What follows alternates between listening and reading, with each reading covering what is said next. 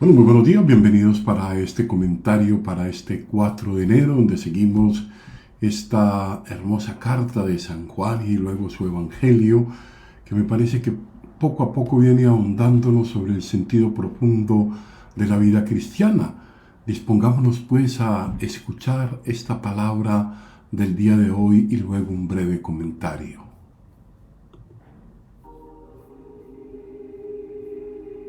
De la primera carta de Juan, capítulo 3, versículos 7 al 10. Hijos míos, que nadie os engañe. Quien obra la justicia es justo, como Él es justo. Quien comete el pecado es del diablo, pues el diablo peca desde el principio. El Hijo de Dios se manifestó para deshacer las obras del diablo. Todo el que ha nacido de Dios no comete pecado, porque su germen permanece en él, y no puede pecar, porque ha nacido de Dios. En esto se reconocen los hijos de Dios y los hijos del diablo. Todo el que no obra la justicia no es de Dios, ni tampoco el que no ama a su hermano. Palabra de Dios. Te alabamos, Señor. Salmo 98. Los confines de la tierra han contemplado la victoria de nuestro Dios. Cantad al Señor un cántico nuevo, porque ha hecho maravillas. Su diestra le ha dado la victoria, su santo brazo. Los confines de la tierra han contemplado la victoria de nuestro Dios. Retumbe el mar y cuanto contiene, la tierra y cuantos la habitan. Aplaudan los ríos, aclamen los montes. Los confines de la tierra han contemplado la victoria de nuestro Dios. Al Señor que ya llega para regir la tierra, regirá el orbe con justicia y los pueblos con rectitud. Los confines de la tierra han contemplado la victoria de nuestro Dios. Del Santo Evangelio según San Juan, capítulo 1, versículos 35 al 42. En aquel tiempo estaba Juan con 2 de sus discípulos, y fijándose en Jesús que pasaba, dice: Este es el Cordero de Dios. Los 2 discípulos oyeron sus palabras y siguieron a Jesús. Jesús se volvió y al ver que lo seguían les pregunta: ¿Qué buscáis? Ellos le contestaron: Rabí, que significa maestro, ¿dónde vives? Él les dijo: Venid y lo veréis. Entonces fueron, vieron dónde vivía y se quedaron con él aquel día. Serían las 4 de la tarde. Andrés, hermano de Simón Pedro, era uno de los 2 que oyeron a Juan y siguieron a Jesús. Encuentra primero a su hermano Simón y le dice: Hemos encontrado al Mesías, que significa Cristo. Y lo llevó a Jesús. Jesús se le quedó mirando y le dijo: Tú eres Simón, el hijo de Juan. Tú te llamarás Cefas, que se traduce Pedro. Palabra del Señor. Gloria a ti, Señor Jesús.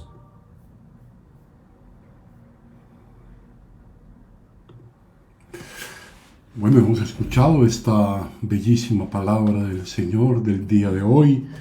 Me parece que hay bastante tela que cortar. En esta primera lectura de la carta de Juan, pues viene presentando un poco el drama del conflicto desgarrante interior en el hombre a causa de la fragilidad de su propia libertad y de sus malas elecciones.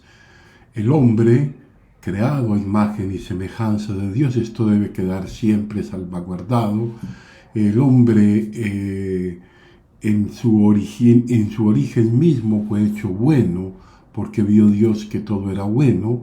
Sin embargo, el hombre en el ejercicio, en el cultivo de su libertad, ha decidido a lo largo de la historia contrario al proyecto de Dios, y se ha encontrado en el pecado. Ayer decíamos que pecado está relacionado precisamente con lo que divide, está relacionado con lo que fractura la unidad, la comunión, y ya desde el principio, en ese mal ejercicio de la libertad, no que exista un principio del mal, recuerden que esto ya lo tratamos algunas veces en San Agustín, no, el hombre en su libertad, el hombre en su bondad, pero en su libertad decidió contrario. Entonces el hombre maleó, diría un poco Agustín, maleó ese bien que hay en él y se decidió en el pecado, se decidió en la ruptura y en todo lo que esto tiene de consecuencia, los pecados, los graves, los que destruyen, los que dañan, los que deterioran al otro, los que destruyen al otro, los que pasan por encima, los que atentan contra la dignidad, los que atentan contra todo lo que de bondad existe en el ser humano. Todos ellos, dice San Juan, todos ellos provienen, nos dice, proviene del diablo. Entonces el que no está con Dios, está con el diablo, está en la elección de la división, de la ruptura de la comunión y en muchas expresiones los graves y los no tan graves también, porque a veces, miren, no vamos a ser perfectos porque el mismo San Juan nos lo ha recordado. El que diga que es perfecto es un mentiroso, no. Todos necesitamos convertirnos, todos necesitamos mejorar nuestra condición de vida, todos tenemos cosas con las que tenemos que luchar permanentemente y con las cuales seguramente toda la vida batallaremos. Sin embargo, nos dice que estar en Dios es estar en la libertad, es estar en la fortaleza, es estar en la disposición de un camino progresivo, de una conversión de vida.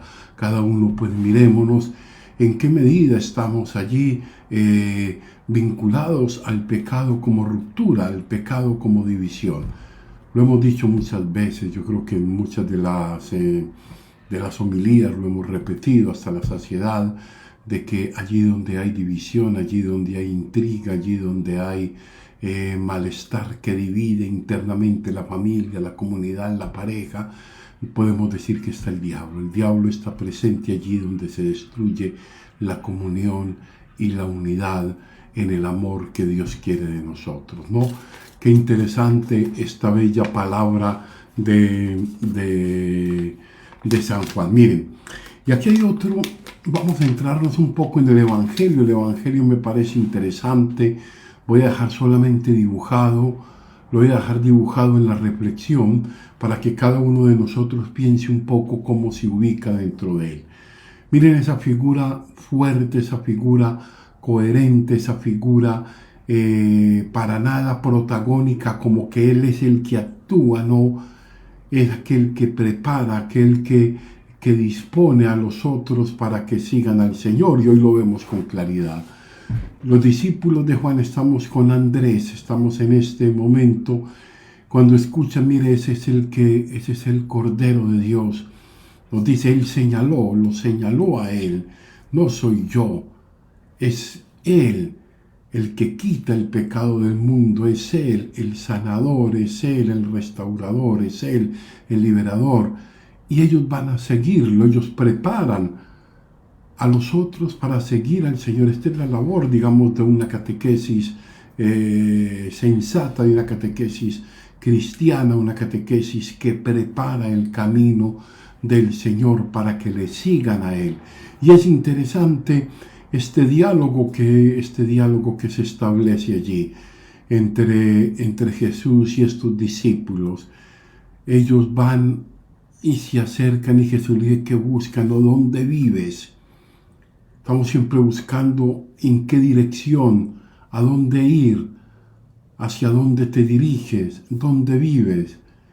Jesús no les pone en específico un lugar, Galilea, Cafarnaúm, no.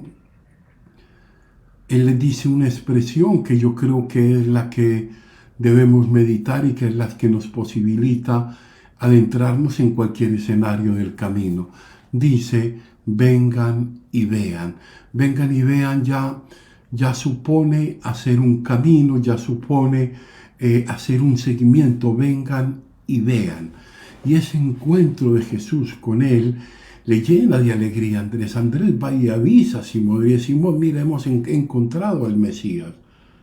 Y luego ese encuentro con él: Simón, hijo de Juan, en adelante te llamarás Pedro.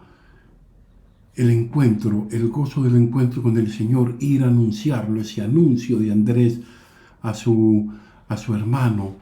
Qué interesante esto. El encuentro con Él, donde se propone esa vida, y esa vida en abundancia es el encuentro con Él. Pero un encuentro con Él que yo creo que lo que debemos dejar claro es un encuentro que es en el camino, siguiéndolo a Él. Seguirlo a Él es escucharlo a Él, es contemplarlo a Él, es asumir las opciones que Él asumió, los mismos sentimientos, como diría San Pablo, tengan los mismos sentimientos que Cristo tuvo. Seguirlo a Él es mirarlo a Él. No tenemos que mirar a Juan. Juan nos preparó. Pero cuando nosotros hacemos la labor evangelizadora, como catequistas, como ministros consagrados encargados de la formación de la vida cristiana de los niños, preparamos a los niños no para que nos miren a nosotros, el sacerdote en su catequesis, no para que lo miren a Él, sino para que miren al Señor, y mirándolo al Señor le sigamos todos, y en ese encuentro con Él tengamos vida, y la tengamos vida en abundancia. Y esa vida en abundancia significa una vida llena de sentido, una vida con sabiduría, con capacidad de decidir lo correcto, de decidir, quizás no sin la excepción del pecado, porque siempre estamos abocados a él, pero sí en un camino de mayor perfección de vida. Pidámosle pues hoy al Señor: Señor, gracias porque en el camino hemos encontrado a Juan, representada en un sacerdote, en un amigo, en un religioso, en un catequista, en alguna persona que me presentó al Señor, que me lo mostró y que en adelante yo lo seguí. Y seguirlo es escuchar su palabra, seguirlo es alimentarme de la Eucaristía, seguirlo es proveerme de los sacramentos para, fortalecido en él, conducir mi vida al modo cristiano, es decir, contemplando a Cristo.